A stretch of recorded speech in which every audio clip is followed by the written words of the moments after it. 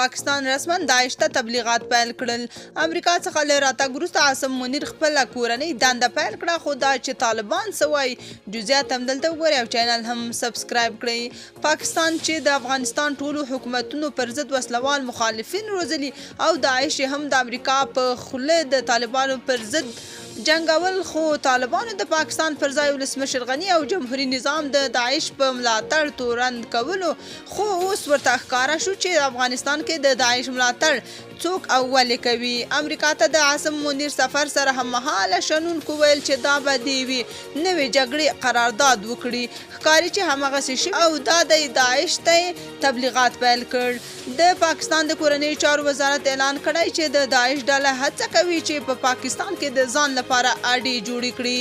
دوی خبرداری ورکړی چې په ورته وخت کې د تحریک طالبان پاکستان فعالیت به هم زیاتېدو دی او داعش هم غواړي چې د شیعهګانو او مذهبي اقلیتونو پر وړاندې تاوتریخوالی زیات کړي. د پاکستان د کورنیو چارو وزارت په خپله تازه خبرپاڼه کې ټینګار کړی چې هیواد یې د انلاین افراطیت اړوند شبکو د له منځه وړلو لپاره سایبر سپیس څخه په فعاله توګه څارنه کوي. په دغه اعلامیه کې ویل شوي چې تر اوسه په ټولنیزو شبکو کې د افراطي حکومت ضد او فرقه ایزو تروریستي مواردو د بندولو 14522 شکایتونه ثبت کړي دي.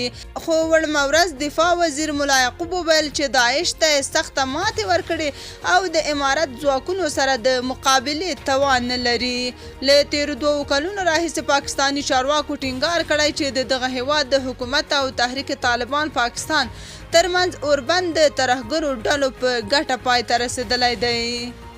تاسو په دې اړه څه نظر لرئ؟ کومنټ کې شریک او چینل هم سبسکرایب کړئ.